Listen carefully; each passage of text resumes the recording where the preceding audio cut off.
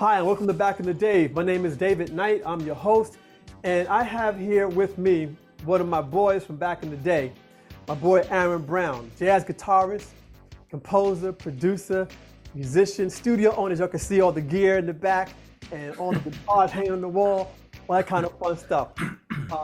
Say hey, what's up, Aaron? Say what's up. Hey everybody, Yeah, Aaron Brown here. Good to be here today. Thanks for inviting me, Dave. yeah, no problem. I'm glad you're here. I'm glad you're here. I wanted to bring you in because we kind of, the name of the show is called Back in the Day, and we kind of go back in the day. There we go, a little ways back. No, when you think about it, we're talking Over 20 years. Yeah, we're talking at least 23, 24, like 98, somewhere in that ballpark. And it's kind of funny because I know we were kind of talking about that when we were just talking a couple of days ago, just catching up and talking. And I swore, I mean, most of the people who listen to the show, they've heard me mention Voyager Technologies and working at Voyager and blah, blah, blah. But I swore that either we met through Voyager or through Gordon, and you were like, nah, George Malone. Now y'all out there have no clue who the heck George Malone is. But that's the whole point. And so I just thought that we met that way, but we really didn't. And it was just a good meeting, and how we met back in those days was kind of cool. I had brought my gear into George's place that he had wanted me to do. George was doing video production and doing stuff. It was just really kind of cool. And then after that, we just kind of ended up at Voyager. Right. You were there first. You were first. I was at Voyager first. I came behind you. Yeah, I was there a few years. Matter of fact, I think by the time you came back into Voyager, I was on my way out to do the expo. For those folks who don't know Voyager, Voyetra, Voyager Technologies and Turtle Beach Systems. So if you're a geek PC tech out there, and you know about music and sequencer plus gold and audio sound cards, Aaron and I worked at Voyager Technologies, and they were one of the leaders in that stuff at that time. We kind of moved on to doing video game headsets and stuff like that now. Yeah, I mean, it was gaming, basically, and entry-level, rudimentary music software. Yeah, because we couldn't do anything with Digital Orchestrator Pro.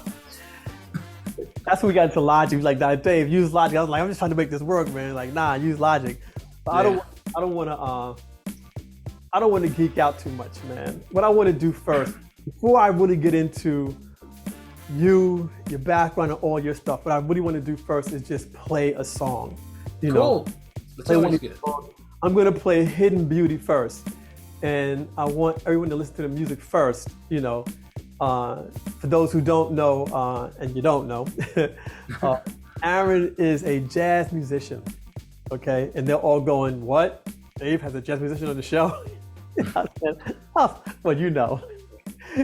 well, I'll explain that one. That's on me, man. It's on me. But let me play this, man. This is a really beautiful song. I want them to hear it, all right? And let me get it up and going, bring it through, and here we go.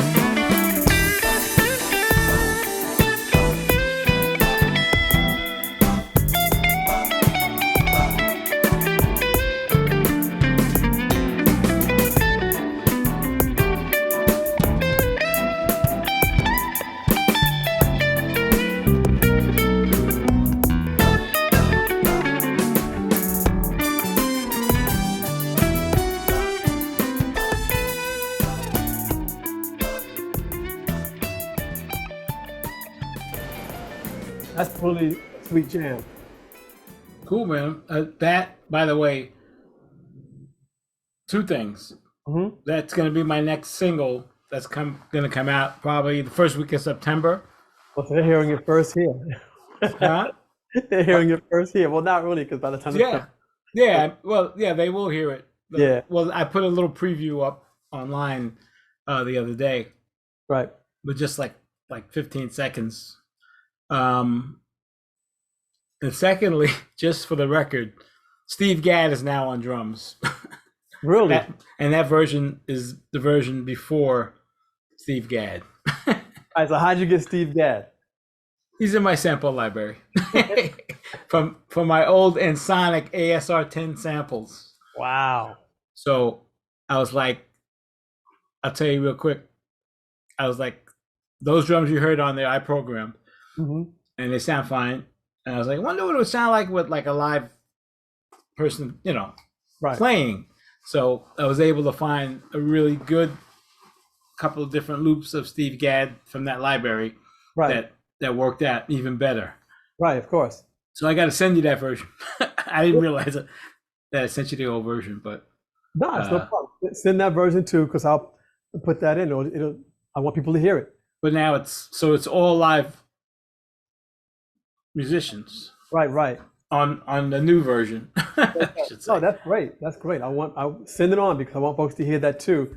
But it's just really a very cool song. And thanks, man. Appreciate it. For me, I guess, I'm correct me if I'm wrong, but your primary genre is jazz. Well, I mean, I am marketing myself currently as a smooth jazz artist, right. But in the real world, I grew up kind of like you, playing and listening to all different genres of music. As a kid, rock and roll, R&B, pop, whatever was. And then it turned out my father was a jazz aficionado. Right. He used to hang out with all of the guys, Miles and Charlie Parker and Train and all those guys.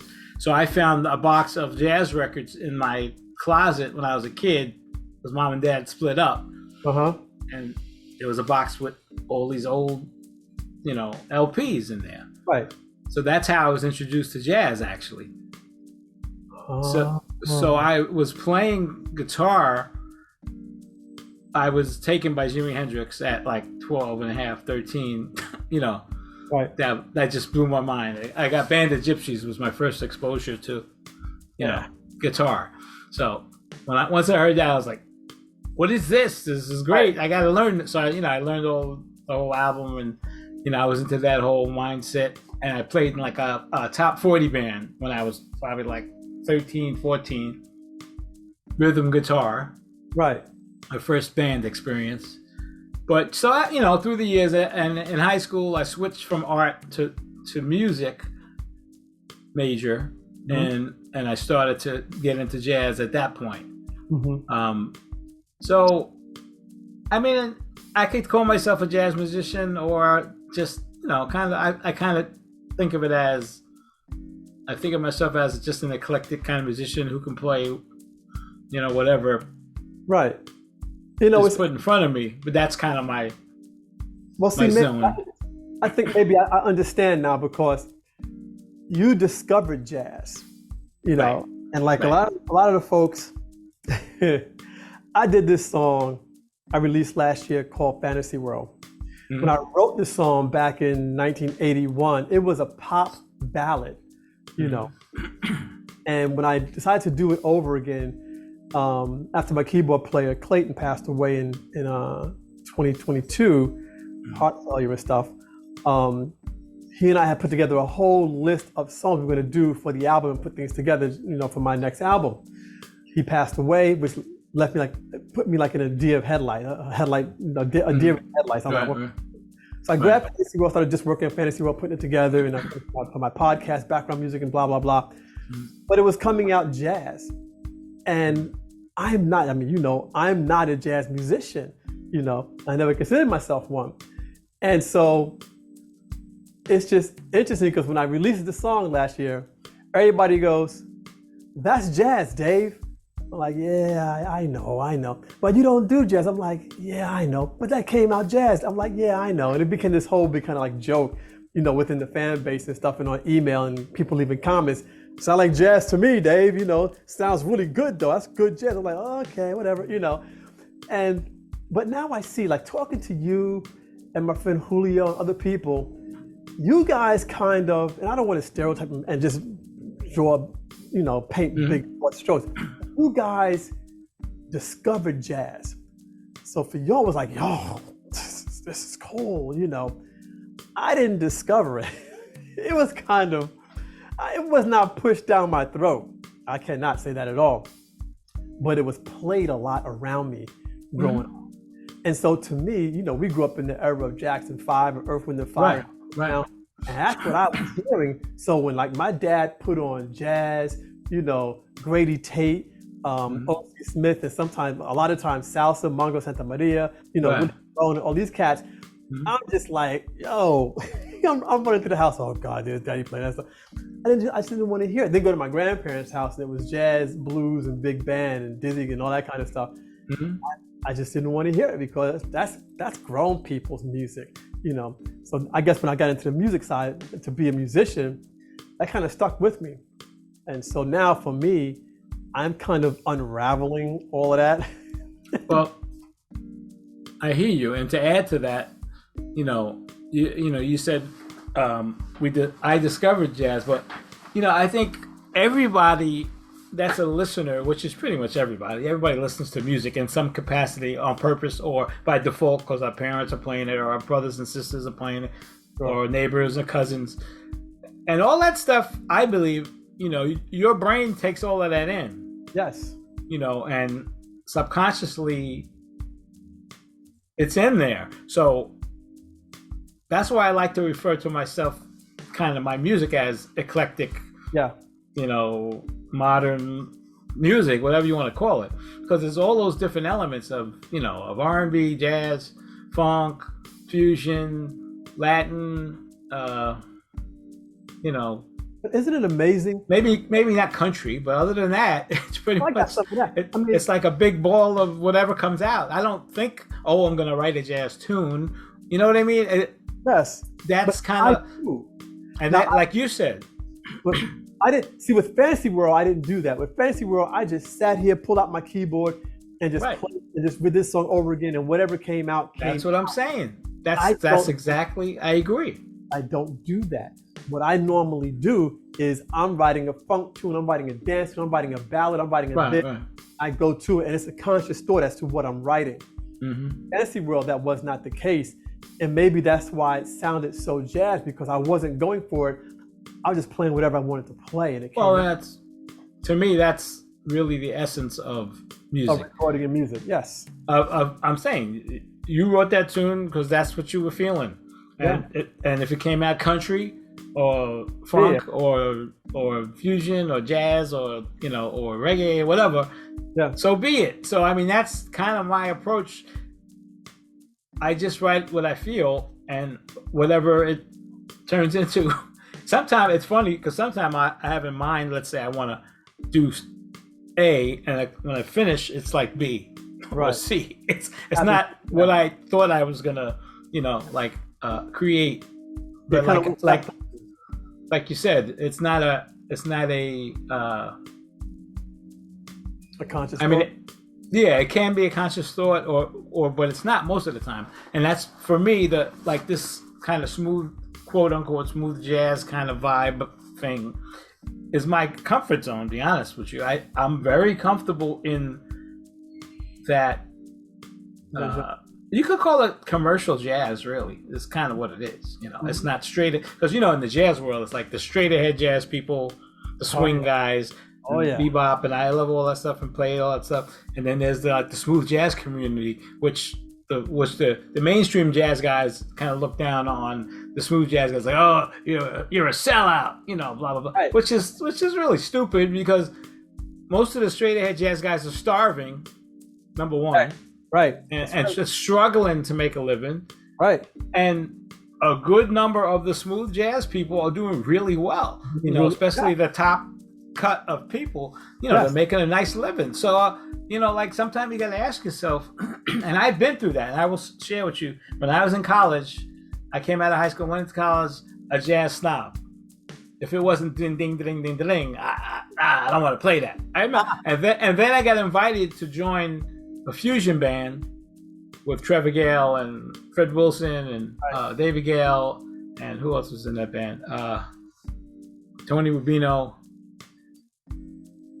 and that changed my perspective because all of a sudden, you know, the Weather Report was popular, Return to Forever was popular.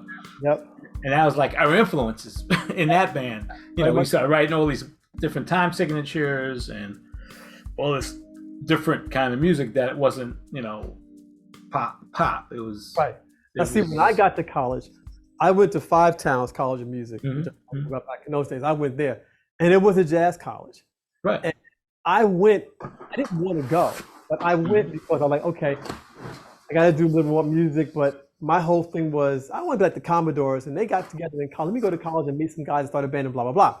Okay, I get there, and it's a jazz college. And I am damn near, especially back in those days, more so, I was like almost anti-jazz back in those days. And it's funny that you said this because I would always say, you know, I'm in school, and all I'm playing all day is ding, ding, ding, ding, ding, ding, ding, ding, damn the ding, ding, ding. I'm tired of it. I don't want to keep playing that. And if I popped the string or if I did anything funky on the jazz, they look at you like you're crazy. Oh man, I got that. If looks could kill, you wouldn't be talking to me. I would have been dead 40 years ago because I did it. I was like, I don't care, man. This is just boring after a while sitting here playing this same thing. Well, and you're true. Well, you just said that's what happens. It's cool. It's great music. I love it. I like to play it. I love to play it. But after a while, it's boring. You know, I mean, even though, you know, you could play with 10 different drummers and have 10 different, you know, feels, which is great. But overall, it's got to develop. And I think that's what, you know, the more modern jazz is a development of the past. So it's as a Darwinist person would say, you know, it's evolution of the music. It evolved. Yeah, it evolved from, you know, what it was in New Orleans, kind of when it started with ragtime and all of that, and the blues, and then, you know, became, you know, cool jazz and swing and bop and big band, and that was pop music of the day. You gotta realize that too. When Benny Goodman and those pop jazz guys, that was the pop music that was the dance music of the 40s and the 30s and the Roaring 20s. You know, they were doing the I mean, it was so everything has its season. Yeah, no, very true. So with that, do you listen to the radio anymore? Yeah. Really? Yeah, I listen to smooth jazz radio. It's funny. Before I decided to re-emerge back into the marketplace, my satellite radio in my car is on watercolors 99% of the time, which is the smooth jazz Sirius radio station. Right. So that's what I listen to. I listen to this kind of music that I'm involved in heavily now. Right, but you're not listening like BLS and stuff like that anymore. Okay, occasionally. I mean, sometimes I'll listen to that. Sometimes I'll listen to some classical if I just want to be real super mellow, chill out. So, like, you know, I feel I'll turn on an orchestral station or something. And I love that. I love all kinds of music. That's the whole thing. So I'm a jazz musician, but I love all kinds of music, and I listen to, you know, probably more contemporary jazz than everything else, but I do on occasion say, hey, you know, I'm a little bored, or I feel a different mood. I want to listen to some classical, and you know, or sometimes I want to listen to the funk and the R&B, you know. But as you can hear with the last single, Mr. Jones, you know, it's got that funky drum and bass thing going on with like a jazz line on top of it. So that, you know, again, that's my world. My world is a conglomeration of all my experiences, Yeah. The funk, the jazz, the reggae, the country, the rock. I think mine is going that way more so. You're further ahead along than me. Um, my daughter was in here a couple of days ago saying, "Daddy, you should get into this kind of music. It's like Afro beat and like heavy Mhm. stuff like that." And I'm like, Yeah, I am it's really cool. starting to try to open up my musical diversity because it has not been. It's been for me pretty much funk, soul, dance all the way through. Hit Mm-hmm. it, you know. And Yeah. so now I'm trying to listen more, open my mind more, because I realize not only is it good for me, heart and soul, but also in terms of fans, they like they're like you. They're more diverse music listeners than what I am. And Mm-hmm. so I will say, well, Dave, I like jazz, man. So pump out the jazz, pump out the funk. I've not like you. I've gotten into more classical stuff. That's why I got my server back there with Vienna Ensemble Pro and all my strings and stuff because I grew up. My mom is an opera singer, so I grew up behind stage, with Mm-hmm. orchestrations and horns in the orchestra pit. And I never Mm-hmm. knew how much that stuff was influencing me up until Mm-hmm. maybe about 5 years ago. You know, Mm-hmm. though when you listen to any of my songs and ballads and stuff, you hear me 30, 40 years ago trying to orchestrate with 8-bit samples, but still, you tried. or, Mm-hmm. or Hey, the finger. can only use the tools you have at hand. And Right. and speaking of older tunes, Uncle Gordon came over. Really. We had a party for my sister-in-law who's moving down to Virginia Uh-huh. on Saturday, and Gordon was here, and he had a cassette that he wanted to transfer. So he has this little cassette machine that has a USB port. He said, "I want to try to get down in the studio to transfer the stuff." I said, "No problem." So at end of the party was kind of over, winding down, just a couple of family. It was all family anyway. The last few people hanging out. We transferred 17 of his songs into Logic. And then I said, you know what? I got a couple cassettes that I think I might have a good tune on there or two. I pull out, I found a song that I wrote, and I wrote it, you're talking about 35 years ago, 37 years ago, when we went to Cancun, my wife and I. And I remember looking out at the sunset on the Caribbean, and I was like, wow. And I wrote this tune, and Wow. it still holds water today. That was the amazing thing. Like Yeah. 30, almost 40 years later, I Yeah. listened to the song. I was like, wow, that's a Yeah. good song. I'm going to do it over. So I'm actually going to do a remake of it. Oh, that's cool. I mean, So that's what I did with Fantasy World. I mean, Fantasy World, I wrote that in 1981. So you're talking 41 years ago. 41 years mhm, ago, last month, I wrote the song, and it was a pop ballad. And yeah. I have this whole big, it's over there. Everybody knows it. I have this cooler because I don't know why, but I have this ice cooler, ice chest. I have Mhm, all the cassettes and that tapes in where I recorded my entire career from 1976, 1977 up to present day. And mhm, so whenever I'm looking for a song, or if I'm in a blackout period, I'm not writing anything pretty much, I'll go to my cooler and just bring out tapes and break out DAT machines and old stuff and just start playing it. And that's how I mhm. got Fantasy World. And I remember I didn't like Fantasy World when I first wrote it. And that's why I took it out to re-record it and use it as background music on the podcast. I'm like, it's a good background music song. Never thinking I was gonna actually use it as a release, and they like the song. Cool. So, question: you have a working DAT machine? No, I was gonna say to you, I have one. I have an old DA30 sitting in a stack of old equipment uh, Wow. that I'm thinking maybe I might send it in just to see if I can get it fixed, Right. because I have like 20 or 30 DATs of material that I probably want to tap into some of those older songs that might be I was candidates for a remake. I was fixing to ask you the same question. You got that machine? Because I got about 6 or 7 DAT tapes about that. Run some stuff off there. I But got one; it's just not working. I got yeah, to get it fixed. I threw mine out. Mine died about 7, 8 years ago. I never got it fixed. Well, it couldn't be fixed. I bought it. It couldn't be fixed. I threw it out.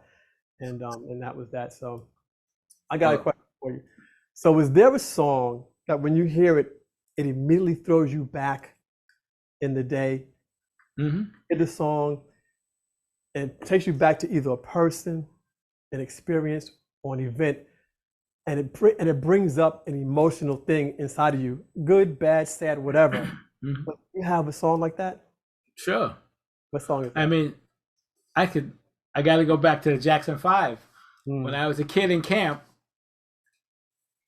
I think it was I Want You Back or ABC, one of them. You know, like we used to have what they call rec hall dances in camp as teenagers. You were a young teenager doing the tighten up and stuff, you know. Yeah. And it was like Jackson 5, all of that era stuff, Clean Up Woman, and all those tunes. I mean, that's the stuff that makes me like, it's like, well, I remember going to see Jackson 5 in Madison Square Garden when I was a young tweenie, I guess I was. Right. And I went with my cousin Paul. His mother took us. Mm-hmm. That's how young we were. We were probably like 12, 13. Right. And what year was this? So you're talking about 50 something years ago? Yeah. So 70, 71 maybe. Oh, it was 60s. Wait. They came out about 70, maybe 1970. Yeah, 69, 70. Yeah, Jackson came out, and they came out in 69. Yeah, so it's probably like 70, I'm gonna say. Yeah. We had to be 13, maybe 14. Right. But I remember that because they used to smoke weed in the garden. Right. All the people at the concert. So now there's two 14-year-olds with his mother, and they're passing the joint. You know, people are supposed to pass it to the next person. So she's sitting here and we're sitting here. They pass the joint to her. She takes the joint and passes it, you know, beyond us. Right. That's what I remember. That's what I remember. But where's mine? And I think I don't even know if we might have been smoking a little bit back then, but you know, it was just kind of that's something that my cousin remembers. He always reminds me of that. Yeah, you remember that Jackson 5 concert? Yeah, that takes you back. Yeah. So I mean, yeah, it's. Yeah, I guess that takes you back. It's in your head. I can see how it takes you back, man. That's good. That's what's that's part of what music is supposed to do for us, man. You know that. I ain't gotta tell you. Absolutely. Let's hear another song. I want to hear "Keep Smiling." Sure. Right. Hey, that's a nylon string Spanish guitar on that, by the way. Okay. Keep smiling. Keep smiling. Let's bring it up here. Share it out.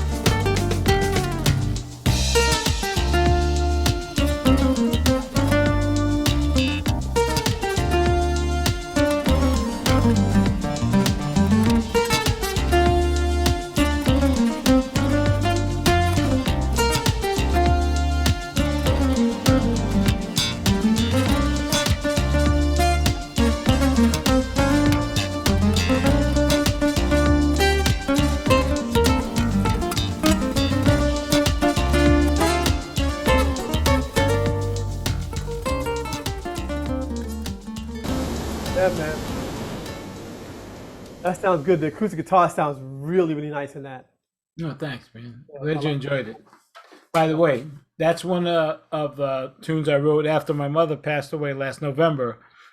So that, hence the title, Keep Smiling, because you know how it is when you lose a loved one.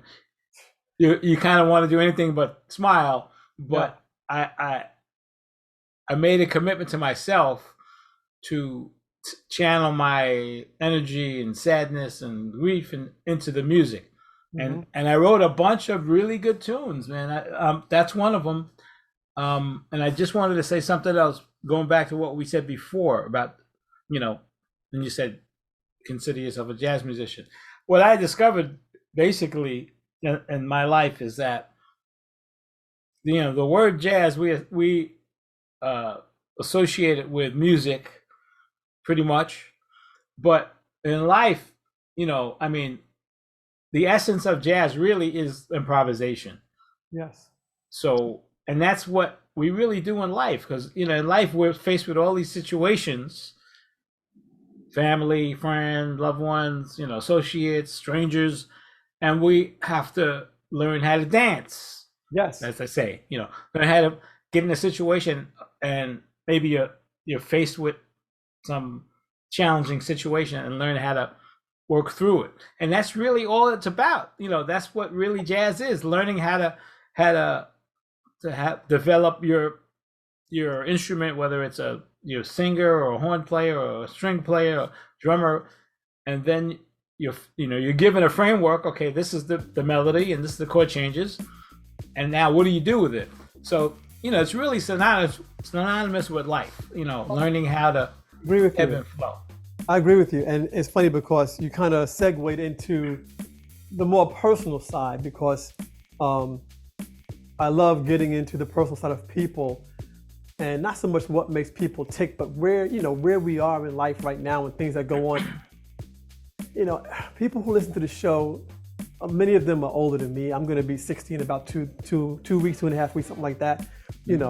And so most people are older than me who listen to the show. And we talk about how we go through life, different things and challenges. So I guess one of my questions to you, and you may have already answered it, would be, what would you say is one of the most painful moments in your life, and how did you handle it? Yeah, I guess losing mom was probably, the most dramatic. And my mother lived to 101. So in some ways, when someone lives that long and the children are still around, and they're, we're taking care of our parents, so the saying goes, raising parents is hard. Just like raising kids is hard. And then when it's reversed, and if your parent lives long enough where you have to take care of them, it's hard. How did you deal with it? How did you deal with that? Right. So that's what I'm getting to. So it's hard. And, but at the same time, I was kind of the only one at one point that was really taking care of everything. And I have a younger sister and older sister. How did I deal with it? I told myself that mom is getting up in age. She's not getting any younger. And I want to spend some quality time with her, because, as an adult, when you get grown and married and girlfriends and wives and children, you don't get to see your parents normally that much, depending on the situation. But most people don't. They move away. Maybe they move out of the city or a different state or different part of the state. And, you see your loved ones on holidays sometimes, your mom and your dad or whatever. And so I told myself that I'm going to spend quality time. I used to play Scrabble with my mother every Saturday evening, because I used to go over, even when I was working, I used to go over every Saturday after work, hang out, eat dinner, make dinner. Then we play Scrabble, talk. And she used to beat me all the time. Like 98 out of 100 times she'd win. And she's a very good Scrabble player. Right. So, even though I was the only one, like I said, that was really pitching in and doing all the necessary things, And you know how it is when people get elderly, they get all the Medicaid, Medicare, and health care. And I mean, there's so much stuff that's involved in it. Apartment, paying her bills. I was a power of attorney, so I had to pay her bills, shop. And I just told myself, you know what? If it's not me, it's not getting done. Right. So I have to do it so she can be, taken care of properly. And I can have peace of mind. So someday when she's gone, that I could feel like, you know what, I did everything I could to make her life comfortable. She didn't go into a nursing home. She stayed at home. She passed away at home in her own bed. And that's what she wanted. So it was tough, but, I was like, that, man. You get my father, I mean, he died pretty young. He died at 57 years old back in 1990. He had a major heart attack in 88, and so it was heart failure for almost 2 years going. And, so I was with my wife and my daughter. She was the oldest at the time. She was the only one at the time, and I had to make a choice. I'm going to either stay here in my apartment with my wife and my daughter, or I'm going to go back home, and whatever time Dad has left, I'm going to spend some time with him. Right. And so I just told my wife, I said, hey, you know what? I'm going to go back home. She didn't want to. I was like, I get that, I understand, I respected that. I said, then stay here, you and the baby stay here. And it's on my shoulders to go back and forth, back and forth. I wanted to make sure that whatever time my dad had left, I was in that mix. Yeah, no, I 100% understand, because I was the same way. I'm like, I gotta do what I gotta do. I mean, I had one sister talking junk about me, and the other one kind of MIA. Yeah. I'm like, you know what? It doesn't matter. What matters is that I take care of my mother, because I can, and I'm glad at least I can. Yes, totally. At that point in my life, I'm able to help somebody else, not just all about me. And my mom went through the same thing. My grandmother just passed away February 28th of this year. She was 102. There you go. So you know the same deal. Yeah, and my mom, who just turned 82 this past April, she turned 82. I mean, she was holding my grandmother. And my mom is the oldest of 6, and her siblings are beautiful people and everything. But there were just things going on. And my mom just had a certain way she wanted to do something. And everybody, all right, clear the street, let her do a thing, And she did it. And she was there for her mom. And the siblings were there for their mom and everything. And so when my grandmother passed away, it was like nobody, we miss her, of course. It's been a few months now. We miss her, of course. But we're like, you know what? My grandmother was like energetic, talking, doing her thing, I think up until maybe about 3 or 4 days before she passed away. Wow, that's cool. Know that she was going to die any day now, because she was just like, how you guys doing? It was really amazing. Yeah. But we do those things, and and so I wanted to just kind of get your vibe on because like I said, we have those challenges in life. And those things hit us all, whether it's a parent, whether, God forbid, if it's a child, spouse, whatever it may be, that knocks on everybody's door, and in one way or another, knocks on everybody's door, like no way around it. I wish there was, if there was, I would scurry around that bad boy, man. So along those lines, I mean, and that's one of the reasons why I did what I did with this project, the music project that I released the single I released in March of 2022, because I'm like, if not now, when? I'm not getting any younger, and if I don't do it now, it ain't gonna happen. So that was part of the motivation, and with encouragement from my friends, like I said, Gordon and Dennis Johnson, and a couple other people, they were like, listen, if I could do it, talking about themselves, you could definitely do it. You got the talent, you got the skills, blah, blah, blah, blah, blah. Got the gear. So sometimes, we're our own worst enemy. Of course. We lack the confidence that we should have to go forth, because you have sometimes people that have so much confidence and very little talent, and they're out there trying to do their thing, even though they really not very good at it. But and in their own mind, they're like the greatest. So you have to kind of have a little respect for people that have that angle. So I feel really good. In fact, I even got an email from CSAC the other day that said, your royalty statement is available, blah blah blah, and I was like, oh, cool. Like, it turned into cash. I mean, on the hard work, you see some, as we talked about before, you see some returns on your hard work, and the fact that people are enjoying your music. That's really what motivates me, is the fact that someone could hit play and enjoy that song that I wrote and produced and arranged or whatever. So for me, it's really not about, I'm gonna make a whole lot of money and be a celebrity. I don't even care about that. I just care that someone hits play and says, wow, that was cool, let me play that again. That's what really motivates my heart. It's like, that warms my heart, man. And I'm sure you probably feel similar. Of course. There's nothing better when someone there are people among my little fan base, when they see my music video pop up, because I have a music video on whatever, like evergreen marketing that I do, and so it just kind of plays through, so people kind of see it, stuff like that. But when it plays through, I have fans that they'll just say, here it is. They'll say one or two things. Every time this video comes into my feed, I stop and I play it because I love it. Or they'll say, they'll leave underneath the video in the comment, they'll say, I play this in my car all the time. And I reply back, really, you do? Dave, and they'll say, whenever I'm down and out, I put this on. I'm like, wow. To me, that's what I always wanted my music to do. I want my music to hit a person's heart and soul.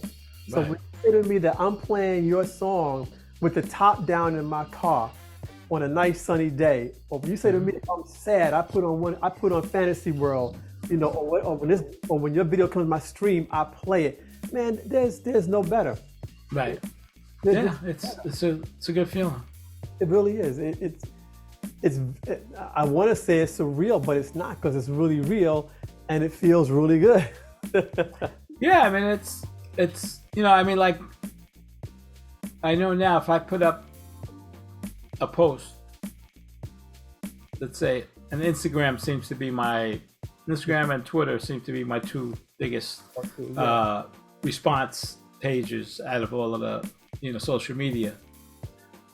I mean, I'll put up a post and I'll check it, an hour later, 2 hours.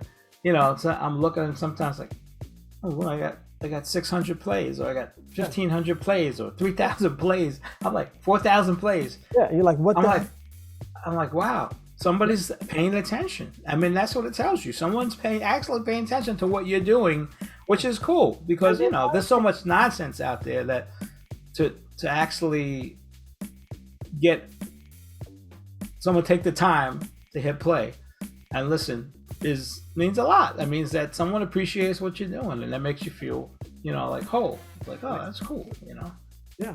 So if you were not doing music, what would you be doing?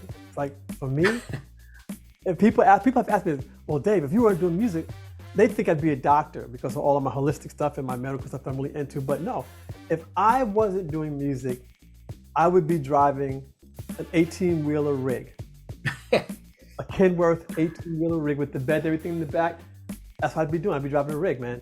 18, 20-wheeler, hands down, dual exhaust, the whole 9 yards, chromed out, everything, hauling stuff up and down the road. Yeah, I mean, I still do some other stuff while I'm doing music, just to, not that I don't have like extra time really, but I make a little extra cash on the side. I'll do a little, I do a little construction related stuff, I like to play golf. I like to fish. So I'd be fishing more and playing golf more for sure, like I did the first 3 years when I retired, you know, from the 9 to 5 world. Right. But if I wasn't doing music, that's a good. I mean, as far back as I can remember, I started playing music, guitar, when I was like 12 and a half, say 12. And I've held tons of different jobs in that time period from then to now. Right. You know, so, but that wasn't really what I did. Right. When someone asked me, what do you, what do you do? Like when I left the job that I retired from, all the guys that's all they did. They were like, well, what are you going to do with yourself? I'm like, listen, I got like 15 other things I could be doing right now if I'm not here. So that's not an issue. I'm not going to be bored. I'm not going to be sitting at home watching TV all day. Yep. I'm going to be doing the other things that I actually really do, which they kind of don't really comprehend that. It's like, oh, you do music. I'm like, yeah, that's what I actually do. That's what I studied. I went to school for music, and high school and college and life. That's what I continue to study. Right. That's the other thing. I continue to try to be a student of life and of music, and you never stop learning. I mean, there's so much things to learn. You could never learn it all in one lifetime. That's the nice part about music, like it's like oh, how do you do this? How do you do that? I always wanted to try this. Okay, well let me study that, and let me study this, and I love it, man. It's a never-ending process. It's like that movie, The Never-Ending Story. It's kind of like that. Yeah, it never ends. As long as, like I was telling you about the bass, that I built the bass. Oh, let me show you. While we're on that subject, this is the Jazz. Oh, that's nice. That I built. You built that. I built this bed. Man, puppy dog. That's sweet. Yeah, it's got a nice Mighty Mite neck. Yeah. Got that Audaire preamp. I with my Jazz a little bit, but not too much. Yeah, I mean, similar. It's. I was trying to get the neck with the blocks in it, but like my guy said, hey, you know what? Get that Mighty Mite neck. It's a good solid neck. He goes, don't buy a cheap neck because they're gonna twist and turn on you. And they're really not good. And I forgot that I bought this also. I bought this P-Bass also. Oh, so did I. Yo, we're like on the same page, man. Cause I bought this a few months ago from some kid in New Jersey. Yeah. This is my P-Bass I bought for my birthday last summer. And it's a Squire. Yeah. But it doesn't matter because it's the preamp that makes the difference. That's what I was telling you. Right, of course. I have to get that other preamp I was telling you about for that P-Bass now. That's one of the things I have to get. But I forgot I had it. It was sitting in the corner for months. I played it for like 5 minutes, put it in the case like 4 months ago, whatever it was. Right. And I was like, you know what? I haven't even looked at that bass. I took it out the other day. Yeah. So make sure it's okay. That's good, man. That's really good. So what got a favorite food? I got lots of favorite food. Do you cook? I used to cook a lot, but now it's funny. When I got married, before I got married, I cooked more often. Then I got married and got lazy. Right. And my wife cooks most of the time. But occasionally I cook. I do like to cook, but I'm always so distracted doing 15 things. Yep. Like I said, whether it's music related, and of course, being a homeowner, I'm always doing something, fixing something, or repairing something, or upgrading something. Like yesterday, for example. I don't know if we have time to go into this, but we bought a new refrigerator, a new Samsung refrigerator, the ice maker. So I decided I'm gonna run a new line because I had an old line for the ice maker for the old refrigerator. So the ice maker worked and the water worked for a minute, then it stopped working. Right. So I'm like kind of bugging out, like, why is this thing not working? It's brand new, you spend $1,700 on a refrigerator. Like I'm Right. thinking that the refrigerator is jacked up. So I get my friend to come in real quick that I do some work for. This construction guy comes in and looks. So let me see, Aaron. He says, "Where's the water line hooked up to?" I said, "Right there." He goes, "Aaron, that's the wrong one." So for 22 years, we've been in this house 22 years. I had the water line hooked up to the wrong pipe. Oh wow! So I had to shut that one down, which was no big. Just close it, put a cap on it, I put a new feed on the right pipe, and boom, it worked. Done. Okay, so that was yesterday. Did that. In the meantime, the fan in our bedroom had an issue. My wife's like, let's just get a new one. So we went to Lowe's and bought a new fan. So yesterday I did the fan and I fixed the water. So that's Right. the home stuff plus Yeah. whatever else. Yeah, nah, man, I get it. So how old is your daughter now? Because the last time I She's 23 going she'll be 24 in January. Wow.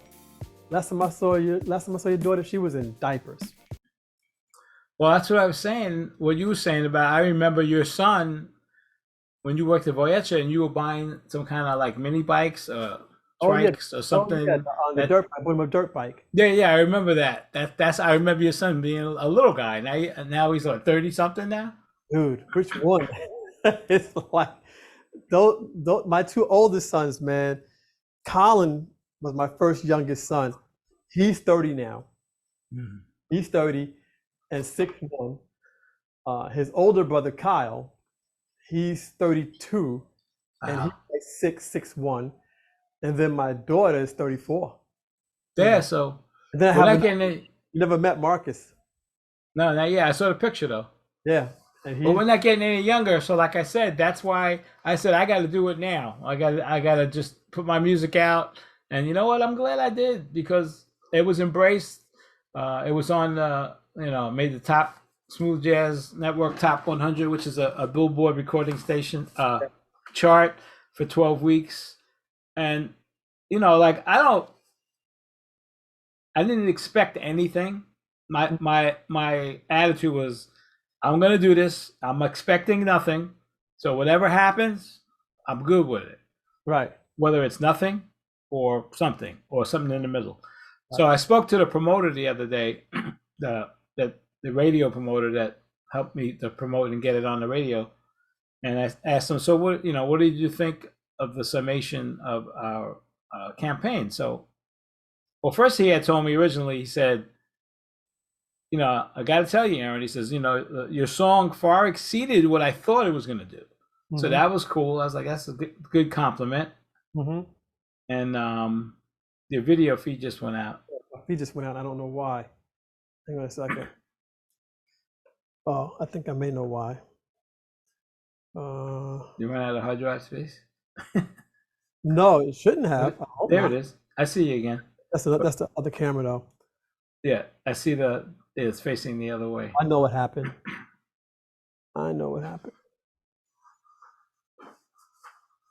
Let's see if it comes back up. There we go. Oh, there you go. Yeah, so just to continue real quick with that story, he said, Aaron, I don't know if you realize, he puts out 10 to 15 new artists every week that come to him to work their songs. And he said, some of them make it on the chart. They pop on the chart. They're on the chart for a week, 2 weeks. They might just enter, and some of them, and then they're gone. Mm-hmm. He says, it's not that often that, I get new artists, because I'm considered a new artist, because, right. The world at whole doesn't know who Aaron Brown is. But now they know who I am. Right. but he's making a point. You got on the chart, you had staying power. That's a testament to the tune, to the writing, to the production, to the, and I'm like, wow, we really, it's really a team effort. We really accomplished something here. I basically would establish a foundation to come out with more music. Because now I have some fan base. I have people, I was on over 200 radio stations around the world and TV, Apple TV and Roku, and cable, and I'm like, wow, that's really cool. Like, because I try not to really, internalize all of that, because it's like I said, it's not about me being the the great ego artist guy. It's about people enjoying it, like we said before. That's so that means that wow, thousands of people got to enjoy my music and tell me that yes, good song. I love the groove. I love the feel. Blah blah blah blah blah. I'm like wow. Yeah. So that's why I'm going to continue. I'm putting out the new single, Hidden Beauty, so I can keep the fans engaged with some new music. And then March, I'm scheduled to do the next big campaign. Now, how long? 2023. How long did it take you to finish the song from beginning to end? It depends. It depends. It could be a few hours, or it could be a few days, or a few weeks, or a few months, depending on, But if I come down here and I put my mind to it, a couple of days, to a week, I could really. I mean, because I take it in chunks. In other words, I try to capture my idea, say the melody and the chord changes, and maybe the groove, because the groove is really the most important thing in this kind of music that we do. But I can get the essence of it in couple of hours, 2, 3, 4 hours, and then I'll tweak, clean up, layer some stuff, add some layers, some sounds. Then it's about arrangement. Okay, so now I got the basic A, B, how am I going to C. arrange it? Right.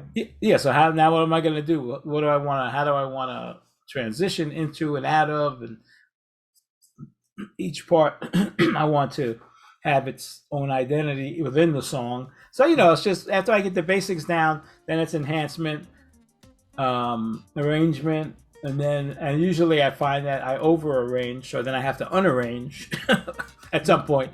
Because like, okay, I got all these, these 10 different, Find the balance in it. Yeah, in other words, I'm hearing all the stuff in my head, but sometimes it's a little too much and I got to take stuff out or just chop it up so it all kind of fits together and nothing is really stepping on anything else's toes, and all the parts are audible where they should be, where I want them to be.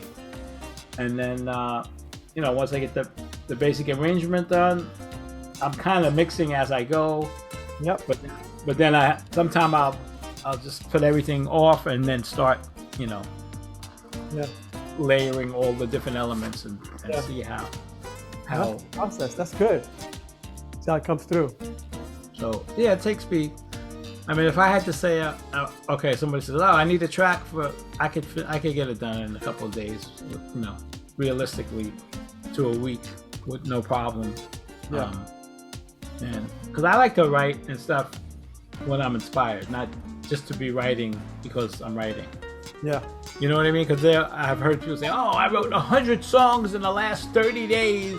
Yeah. And I'm like, okay. And when you go back and listen to those songs, you probably find that most of them suck because you were forcing it. Sounds like real. I'm saying you can't be inspired to write 100 songs in 30. Maybe somebody can, but most people can't. Put it that way.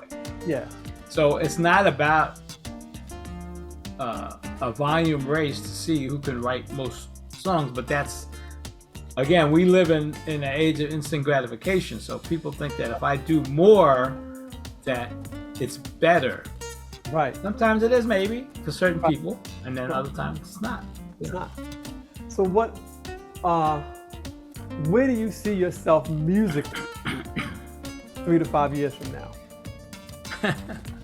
3 to 5 years from now, I think I'll be well established on my resurgence back into the music arena. I'll probably be producing maybe some artists, tunes for individuals, maybe doing some arrangements, maybe doing some gigs, and maybe a little tour, because I noticed that a lot of foreign countries enjoy the music more than people in the States.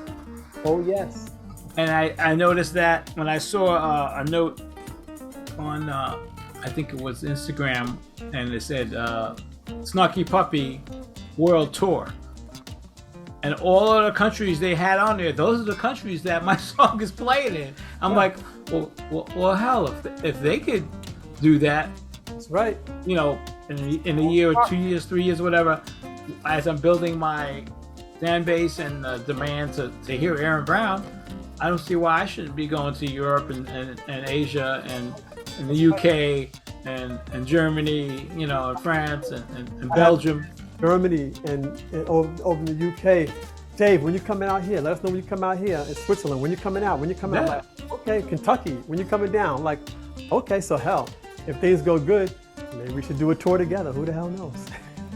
Hey, anything's possible. I mean, the world is our oyster. You know, I mean, everything is possible. It's just a matter of putting it out there. That's the thing that I learned really this late in life, right? Is that everybody got a new song and a new CD out, right? But the people that actually market it are the ones that get heard, because most people think that I come out with a new song, I'm gonna put it on Facebook and I'm gonna put it on YouTube and I'm gonna get discovered, and right. I'm gonna get your video feed went out again. But you know, truth be told, a couple of people will hear it, but remember, everybody's doing that. Right. So if you don't have some additional marketing going on, chances are you're probably not going to get it to too many people. Your friends and your family is probably going to be, you know, primarily who's going to hear it. Yeah. But unless you have faith in yourself and you get the right marketing people to work with, you're probably not going to get heard by, you know, that many people. I mean, that's the reality. And a lot of us don't want to spend any money. Right.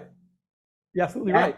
That's the other thing that, you know, it's like if you were a gambler and you're going to Las Vegas to play, you know, cards or whatever, they always say gambling, don't be scared. Don't be a scared gambler. Scared money can't make money. That's what, you know, that whole concept. But it's the same thing with music. If you're not willing to invest in yourself and be your biggest fan, I have to be my biggest fan. That's what I discovered. I got to be my biggest cheerleader. And if I'm not, then who's going to do it? That's what the radio promoter told me too. He goes, Aaron, you have to be your biggest fan, and you are doing it. You are doing it. You are your biggest fan. I was like, okay, cool. Yeah. That's why we have, and why you have a level of success, because you're promoting yourself. You believe in yourself. You believe it's possible, and you like what you came out with, and you want to share it with the world. And that's what we do, you know. That's what makes the difference. Literally. Yeah. What I want to do is I want to close it out, and I want to head to another song. What was the third song I sent you? I don't remember. Mr. Jones. Oh, okay, yeah. That from for our buddy. Yeah, that's for Mr. Jones, named after Gordon. You know, because Gordon has been, for so many years, Gordon has always tried to encourage all of us, people like you, me, all the people we know, mutual friends, musicians, to work together. That was always his vision. Was always, guys, if we team up together, and instead of everybody being in their own little cocoon in their own studio in their own basement, and I'm doing my thing, it's like we should work together, and that's true, because there's where there's unity, there's power and there's success. And I believe that's one of the reasons I named it after him, is because he's been an influential, you know, musical good friend and musical kind of mentor in that regard. Yes, he has, and it's funny because he's always said that. And there is something that I'm putting together that I'm going to definitely involve you in, and Julio and Rhonda and a few other people. That's going to begin to bring us all together. So I want to talk to you about, you know, offline, but I don't want the fans to know just anything just yet. But it's in that light of what Gordon's been preaching. And for those folks who really don't know, Gordon has been like our mentor for like years. And just really bringing us all together, helping us all work, being a resource for all of us, and all that kind of stuff. And really, to do a song for him is a beautiful thing. I felt, and then he had a stroke and all that, you know. The heart attack, had the stroke. and he got sick, and and I was like, you know what, this one's for him. Yeah, so. yeah, and it was good. So let's jump to it. Let's play Mr. Jones so people can hear the song you did for our friend who's doing his thing. We ran into each other in the Apple store the other day as well. Mm-hmm. All right, hang on, let me just grab it. I got it. Here we go. Get you up.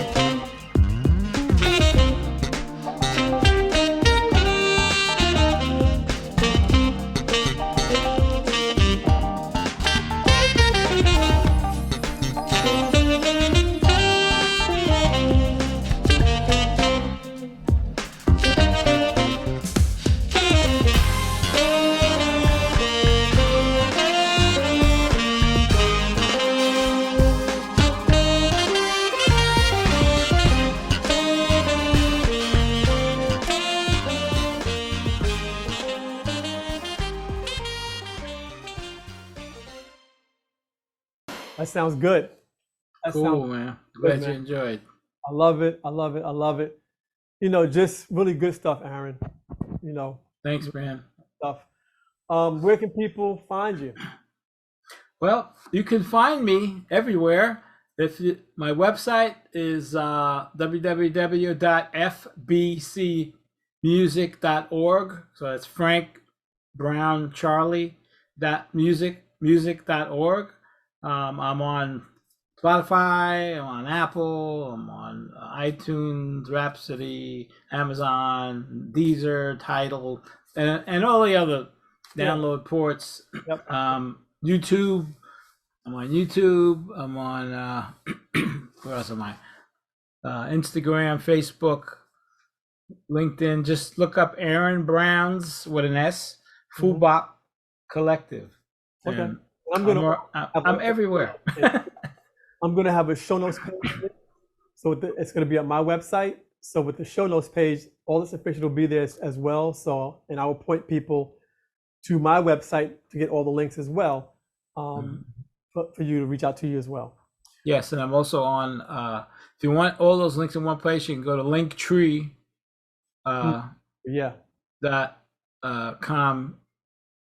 .com/AC Bionic, and that has all those various links I just tried to shout out on Yep. one page. So All right, cool. it's I all can in one place. too.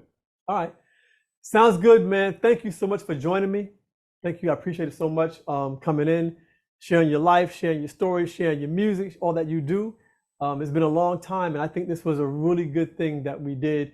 And I think that all listeners are going to just really love what you do and love the music. So thank you so much. And Thank you for having me, man. I appreciate it. And let's stay in touch and let's figure out how we can work together to help each other, you know? most definitely will. So I'm going All to right. get out of here and cut this out. So hang tight for a second. All right, Sure. folks, we're going to be out and we're going to catch you on the next show. As my grandmother would say, keep on living. Night out.